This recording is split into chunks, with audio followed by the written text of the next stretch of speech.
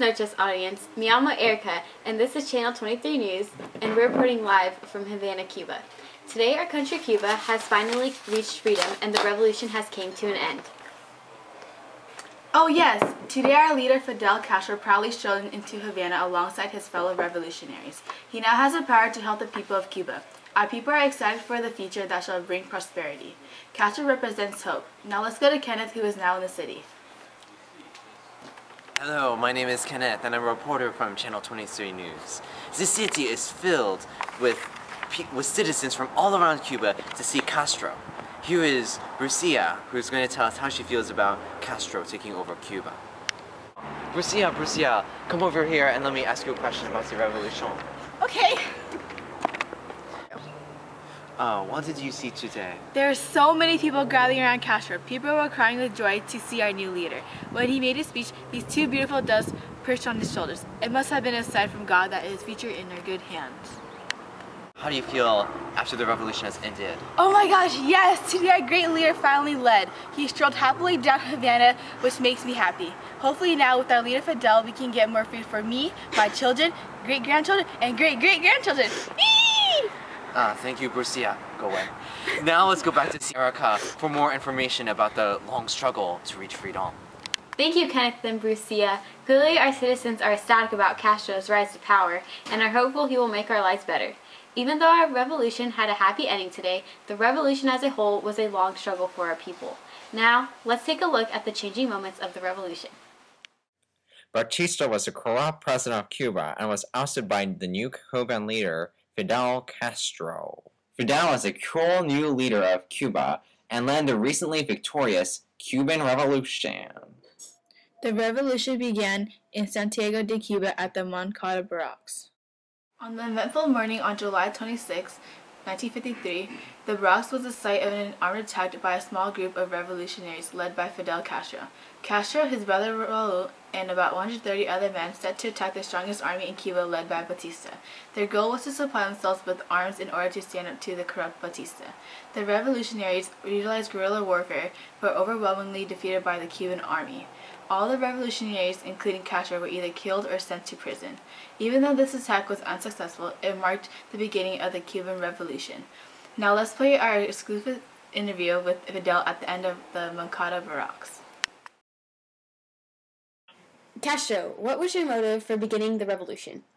My motive for the revolution is to halt the out-of-control dictator, Batista. He is filthy rich, while the rest of our country lives in poverty, with no healthcare or education. With Batista in charge, our country remains in despair. With Batista's extreme power, someone had to stop his corruption, and it just happens to be me. Now we are going to show an interview with Batista after the attack on the barracks.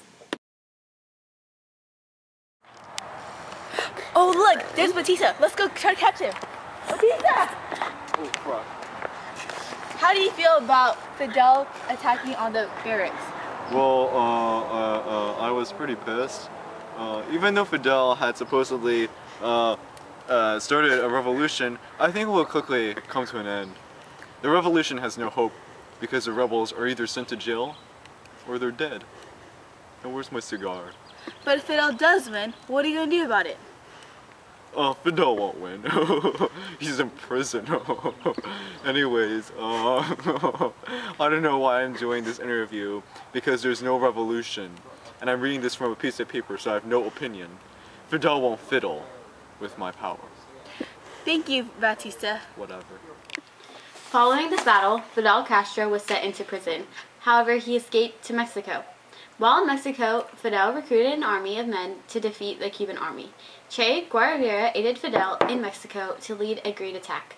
While in Mexico, Fidel did not stop thinking about the revolution, but became determined to destroy Batista. At this time, Fidel and his rebels were at a clear disadvantage to the Cuban army. Also, Batista had the Americans on his side. Why? Let's view a never-before-seen interview with an American diplomat.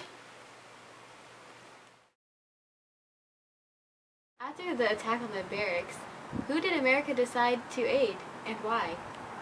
We decided to help Batista and his army because they wanted to keep Cuba away from any form of communism. Communism spreading in Cuba will become a big threat to our country. Now that we know the Americans' point of view on Fidel's reign of power, let's see the Russians' point of view.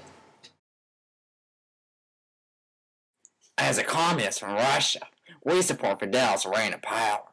Castro tells the world, hey, he's not communist. What? But I like to make communism grow in Cuba. If someone won't let us Russians do that, we'll send our big, vodka-sized missiles at him. Russia. November 26, 1956, Castro returns to Cuba. The next important event of the Cuban Revolution happened on November 26, 1956, when Castro and 82 men sailed on the Granma to Cuba. Quickly, Castro's army of rebels were ambushed on December 2, 1956, by Batista's army. Castro and his fellow revolutionaries made a good attempt at attacking. However, they were overwhelmingly outnumbered by Batista's great army, forcing Castro and his revolutionaries to take refuge in the Sierra Maestra, thus forcing Castro to hide for 2 years in order to develop strategic plans to ultimately defeat the Cuban army.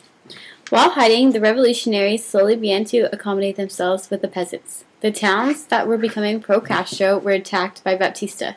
The people of Cuba became increasingly sick of Baptista. Frequent riots and protests occurred throughout our country. Citizens make it clear that they want Baptista and the corrupt government gone. In order to keep his grip on power, Baptista imprisoned and murdered many innocent people. The harder Baptista tried to hold on to power, the more our people pushed him away. On December 31st, 1959, Baptista flees Cuba. Flees Cuba on December 31st, leaving Cuba in the hands of Fidel and his rebel army.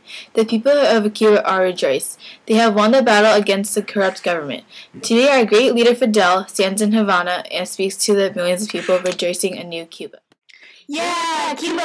Yeah, yeah, yeah!